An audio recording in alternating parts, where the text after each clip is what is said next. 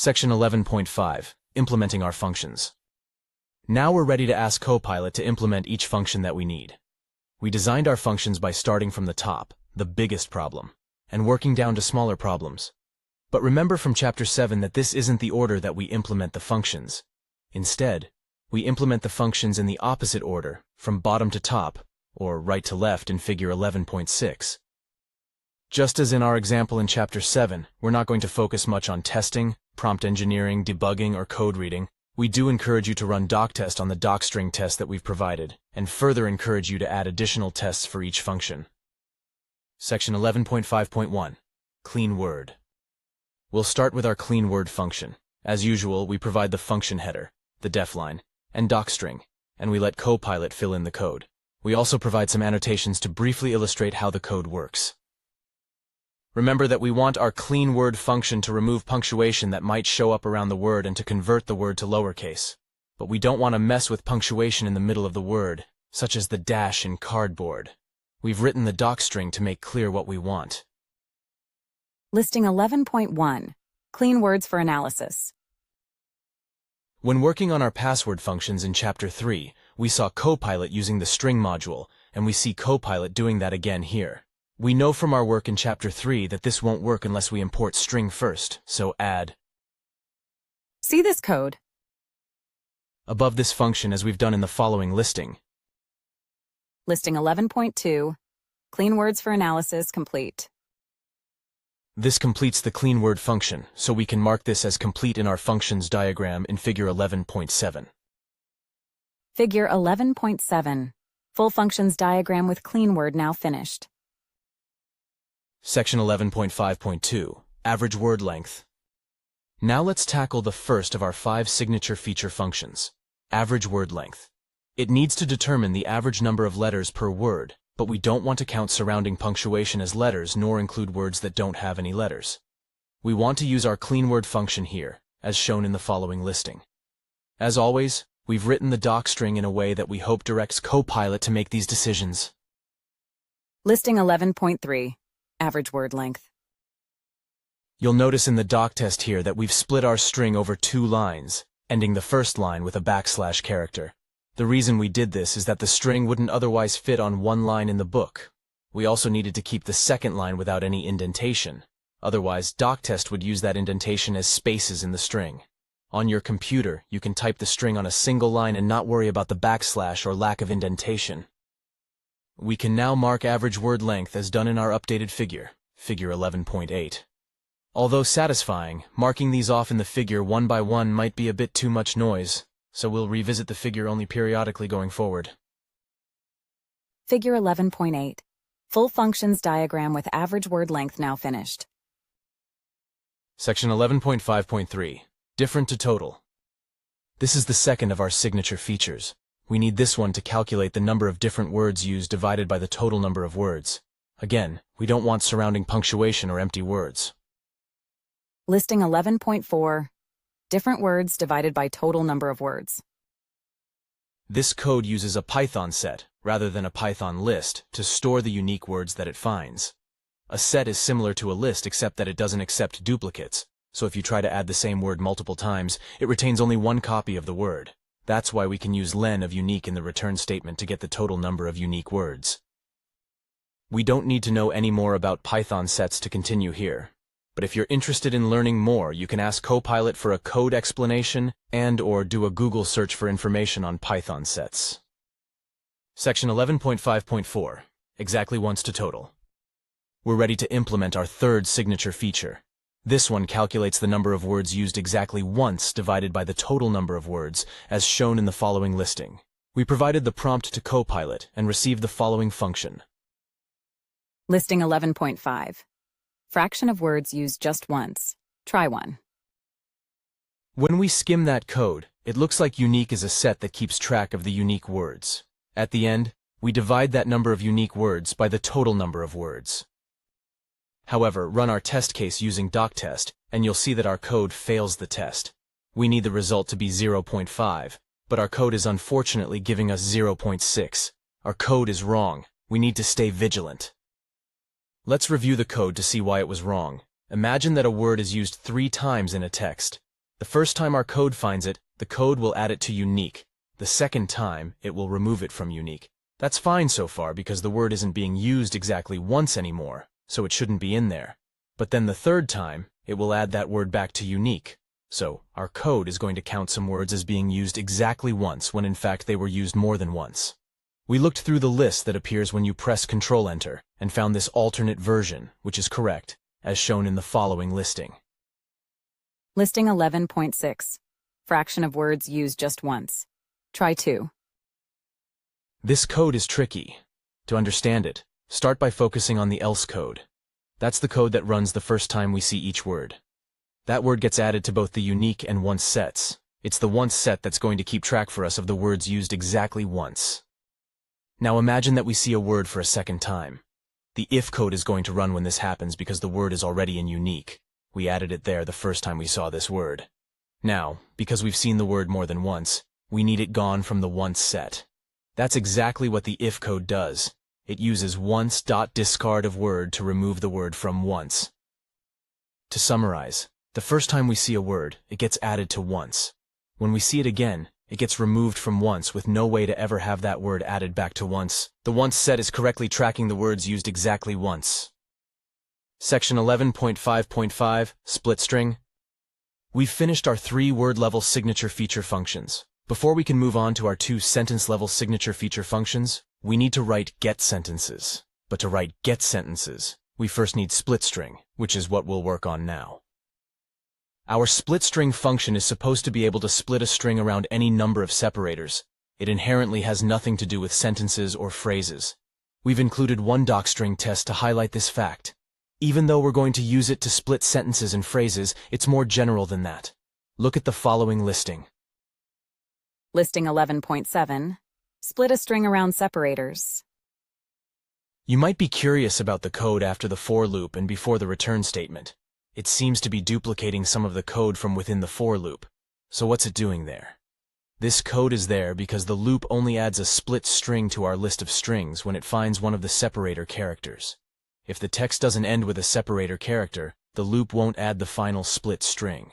The code below the loop ensures that this final split string isn't lost. It's been a little while since we updated our diagram with functions we've completed. Time for an update. This also serves as a reminder that we're finishing functions from the bottom up, right to left in the diagram. As such, Figure 11.9 has our functions completed so far. Figure 11.9. Full functions diagram updated with different to total, exactly once to total, and split string now finished. Section 11.5.6.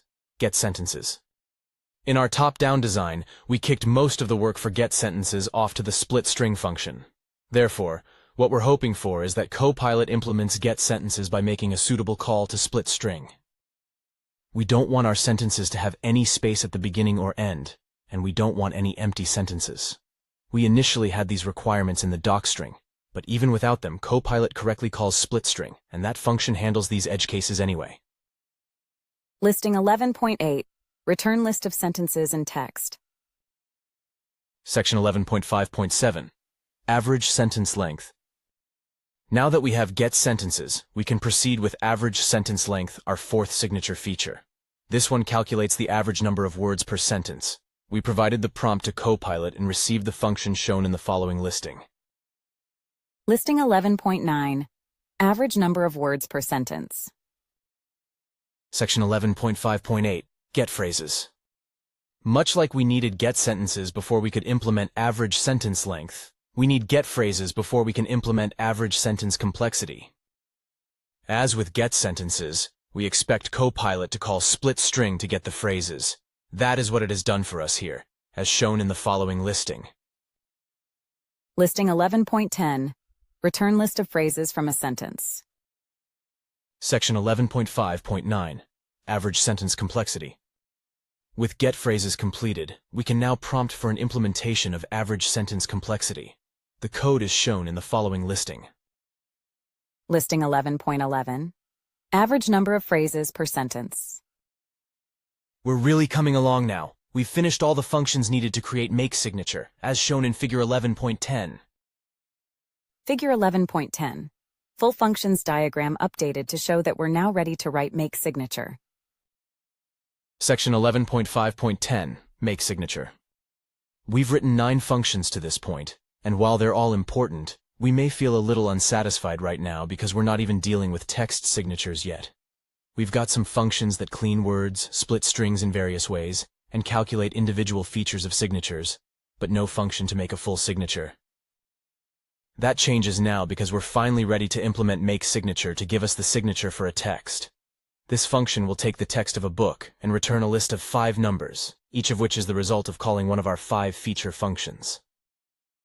Listing 11.12. Numeric signature for the text. Notice that this function can be implemented as nothing more than a call to each of our 5 feature functions. It's important to pause now to think about just how messy this function would have been without having done a solid top-down design first. The code for all 5 of the functions that we're calling here would have had to be in a single function, with all of their own variables and calculations mingled together into a real mess. Lucky for us, we're using top-down design. Our function is therefore easier for us to read and easier to convince ourselves that it's doing the right thing. Section 11.5.11. Get all signatures. Our process data function has 3 subtasks for us to implement. We just finished with the first one, make signature, so now we'll move on to its second subtask, which is our get all signatures function. From now on, we'll assume that your working directory has your code, and that it also has the subdirectory of books that we've provided. We need this function to return the signature for each file in our directory of known authors. We're hoping for Copilot to call make signature here to make this function far simpler than it otherwise would be.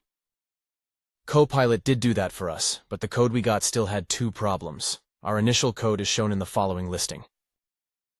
Listing 11.13. Obtain all signatures from known authors. Try 1. Try running this function from the Python prompt as, See this code?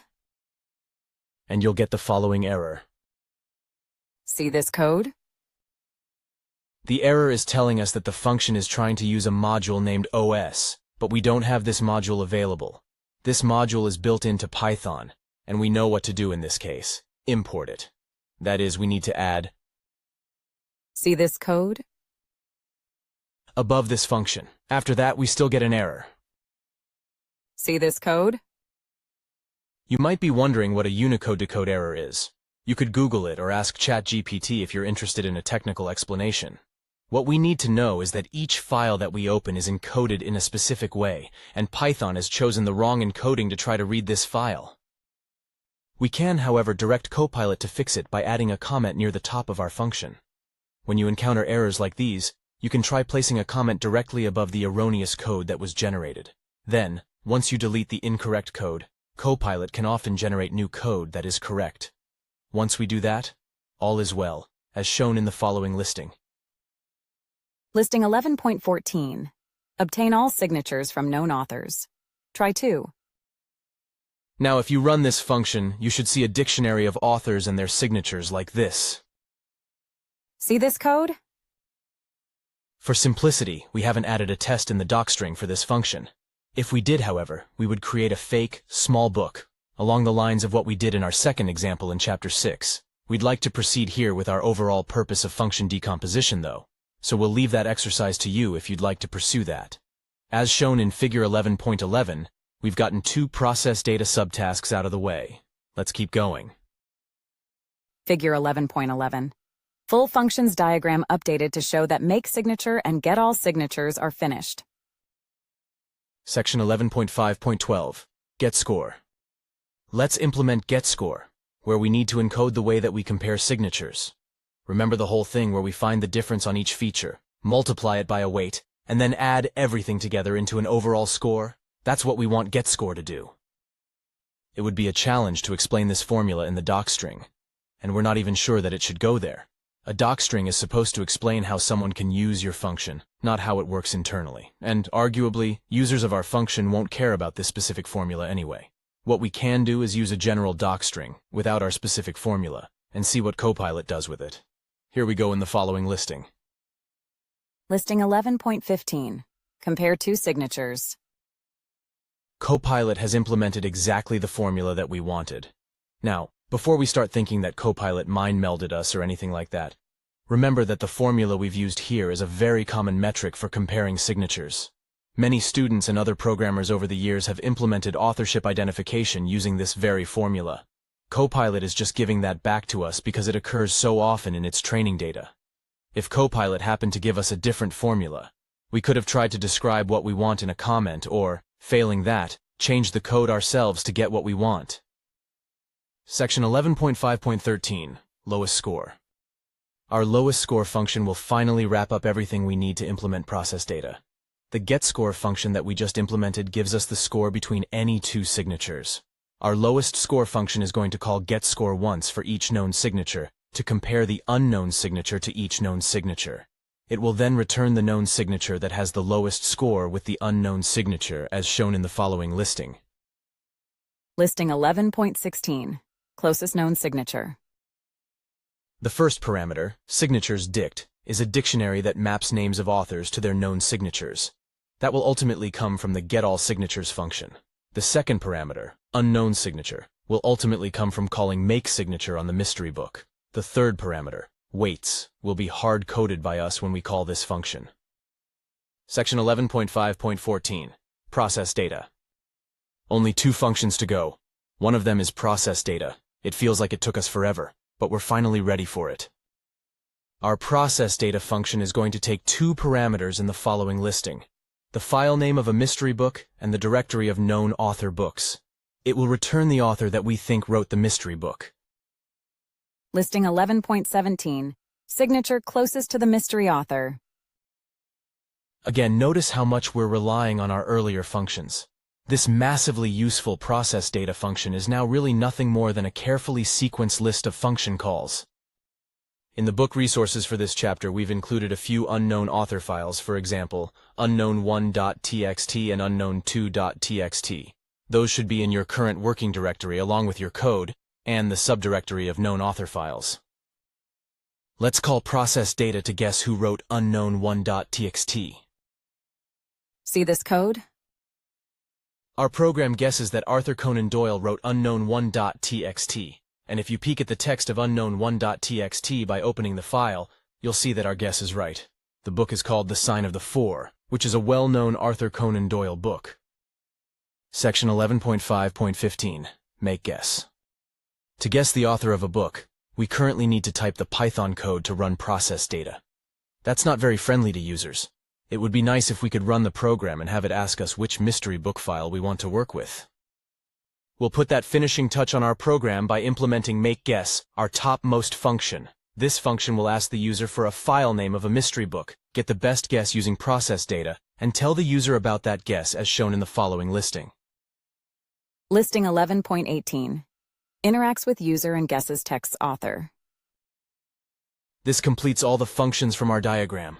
Figure 11.12 shows that we've checked off every function from the bottom to the very top of our diagram. Figure 11.12. All the required functions for MakeGuess are now complete. If you have all of our code in your Python file, you'll be able to run it to guess the author of a mystery book after you add the following line of code at the bottom of that file. See this code?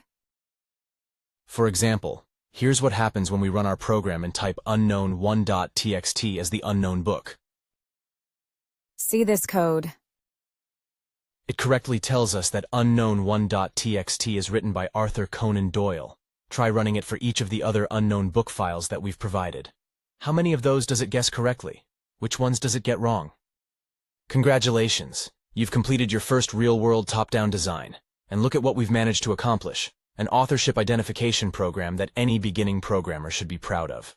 Your program uses AI to learn how individual authors write. Do they use shorter or longer words on average, shorter or longer sentences on average, etc.? By using the text of books in its training data. It then applies that learning to make a prediction on a mystery book, by determining which author the mystery book most closely emulates. Very cool.